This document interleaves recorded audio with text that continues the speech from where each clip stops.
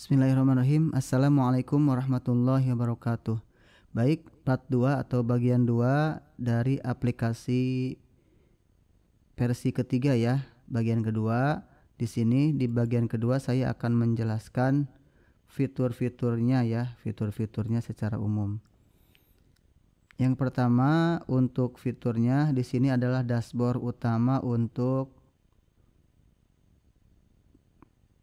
partai politik ya, dashboard utama untuk partai politik. Di sini menampilkan foto-foto calon dan perolehan. Itu yang pertama. Kemudian ada di sini input data.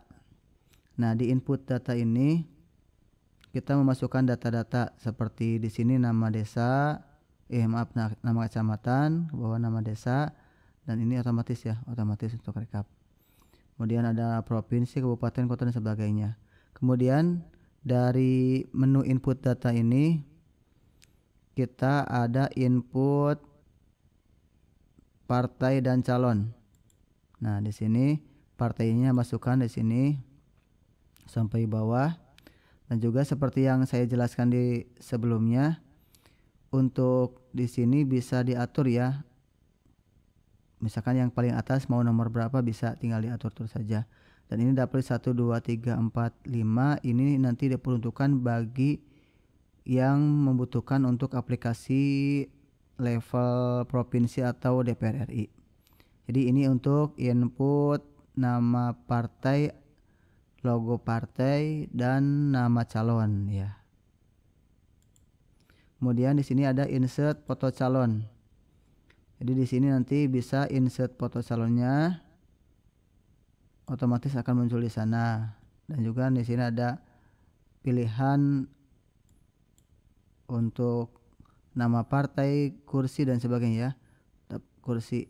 Tapi kalau kursi nanti masuknya yang dianggap itu yang dari sini jumlah kursi.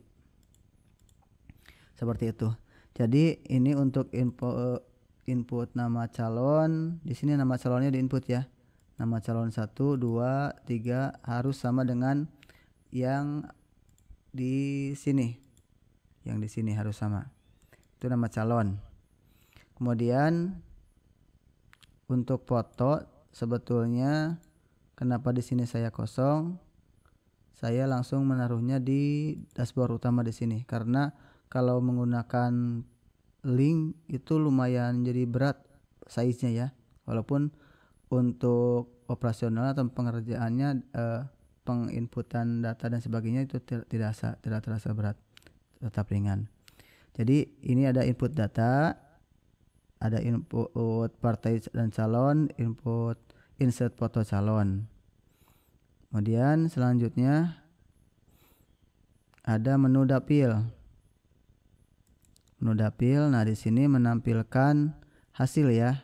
Ini saya coba sudah diisi tadi sebelumnya secara acak, dan Partai Buruh menempati kursi pertama ya. Ini kalau kursinya 11.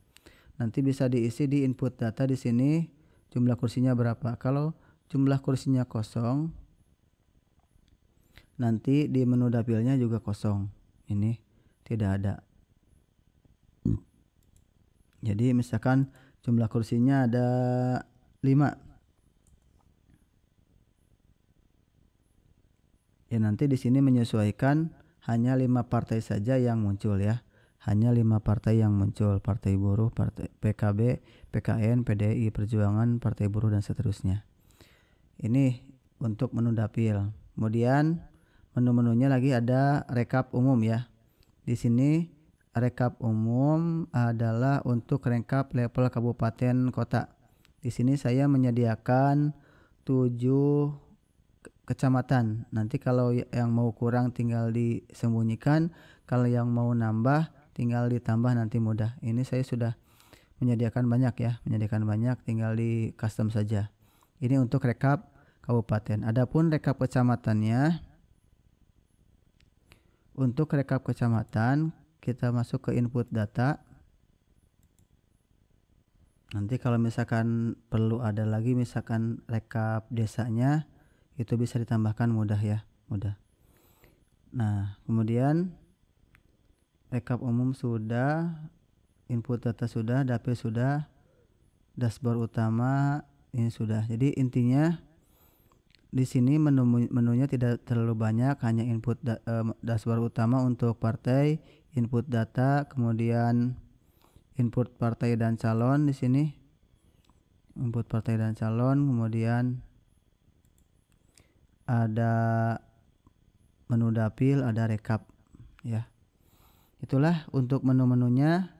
Nanti untuk penjelasan selanjutnya di video selanjutnya akan menjelaskan dari salah satu menunya sampai jelas. Terima kasih. Assalamualaikum warahmatullahi wabarakatuh.